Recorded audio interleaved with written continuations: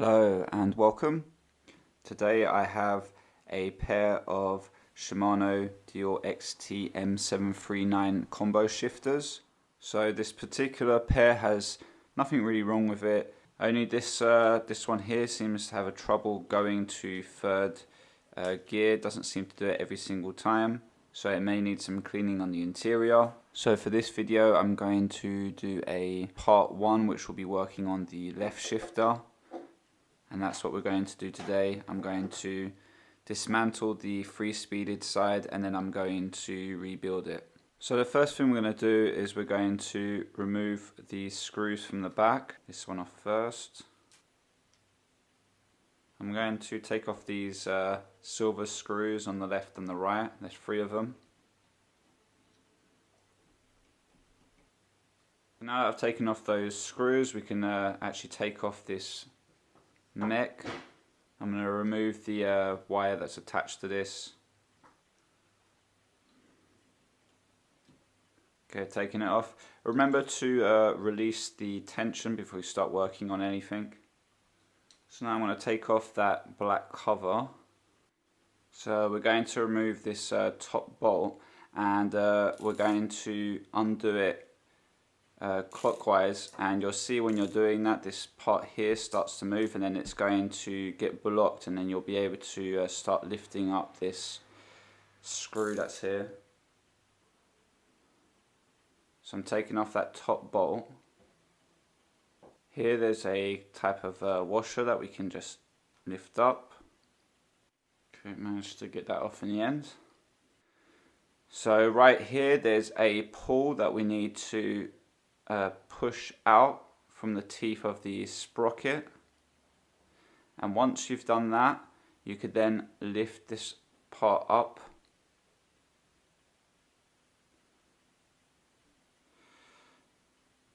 We're going to take off that spring. Right here there's a circlip that we need to remove. Got it. I don't know if this is intentional or not. The tip of this screw here has been it was damaged when taking off, or it's on purposely intentional that Shimano does this to stop you from being able to undo the parts on here. So I'm gently going to file down the tip here to be able to take this part off, because it's stuck there. See, it's just slightly larger. And I can also see that they've put a special screw on the back here. This isn't a regular sized Allen key here, it's another size. Okay, I managed to sand down the tip, trying to avoid as much damage as possible, and now we can take off this bushing. So on the inside here there's a sprocket and there's this arm that we can lift up now. It's being held on by 2 springs on each side, so make sure you don't lose those. On this arm there's a very thin washer on the top where there's the type of ridge. Make sure you don't lose that. I'm going to take off that pull that's right here. I think I'm going to need to lift this up. Might be tensioned on here though. Yeah, so by moving that spring on this is now detensioned. And normally I should be able to lift this up now. Oh no, I've lost the spring. I think I heard where it went though. Take that off for now. I'm going to now look for the spring. That was really lucky not to lose that, because that goes flying into something like a plant pot. You can forget about ever finding it. Okay, so I'm going to take off this sprocket. I'm just going to lift it up. Okay, by putting it upside down, I get to see maybe. So this part can be taken out. I would keep these 2 parts together. Yeah, there it is. So here there's a bushing as well that we can remove. And I think that's everything. So we're going to give that all a clean. Okay, so I'm going to give everything a wipe down, remove the old grease, clean it, and we're going to then put on some new grease and proceed on to the rebuild. Okay, so I found the cause of the pull shift, and if you do this on the pull here, you can clearly see that the old grease is slowing down the the return spring. So we're going to take off that tiny little circlip that's on it. There's a spring that's here, that's kind of holding on the top, and we can lift up this pull. Okay, I put the spring back in. I'm now putting the pull back on, and now we're going to put this circlip on the top. Got it on. I've given everything a clean and greased the pivots and the necessary parts, contact parts. So now we're going to move on to the rebuild.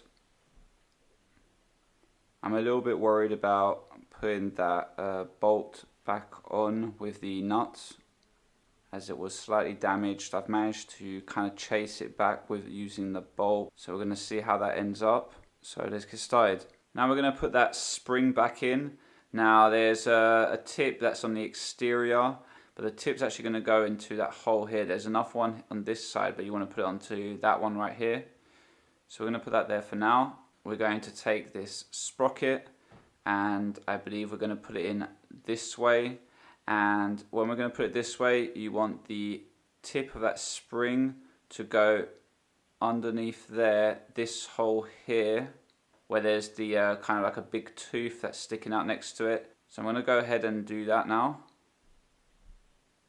like so. For the pulls, or the next part, we're going to put this pull right here with the part that goes to the bottom, and we're going to slip that on. And then we're going to put the next pull on. Now there's a small little copper coloured washer that goes in between the next pull, so I'm going to put that first. And then next we're going to put the other pull, which goes on the top here. Now we're going to install these tiny little springs. Now be careful, as these could end up on the other side of the world. In any case, there's going to be a plate over this, so normally it should kind of just hold in place. So there's one. Got them both on.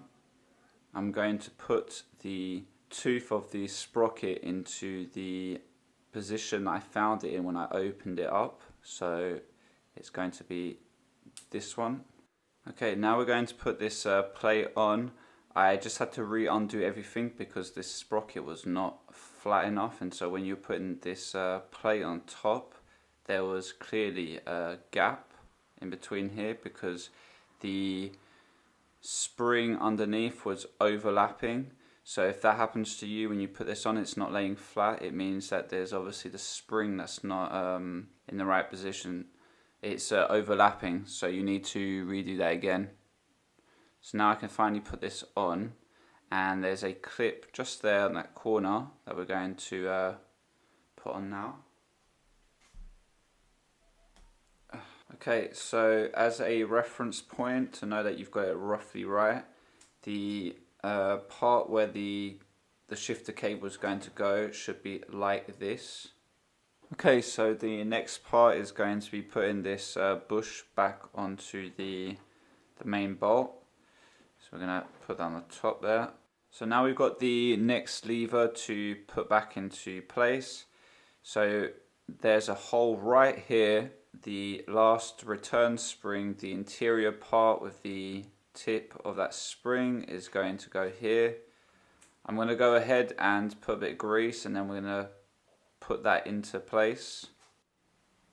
So I think the best thing to do here is that we're going to push that back with my hand, and we're going to put that in, and this pull is going to go into the large hole here.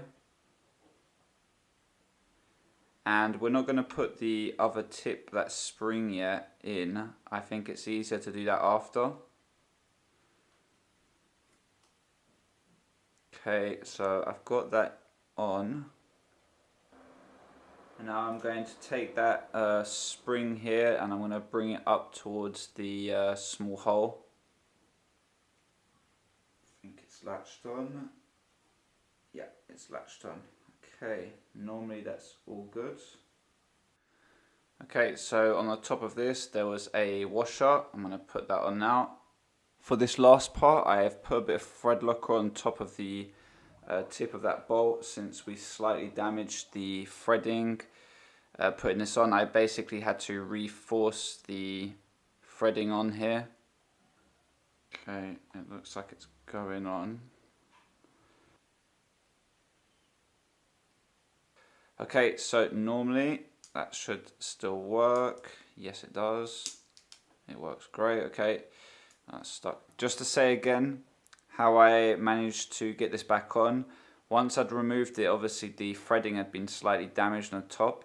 So once I'd filed down the tip of the bolt, I then slowly, with a bit of oil, rechased the threading, and I managed to do it without damaging it too much.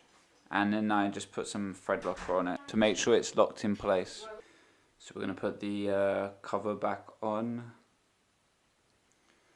Okay, so it's actually this way. So now we're going to put it back onto the main body and stick on the part of the plastic cover that's on this side. So following that, we're going to put the screws back on.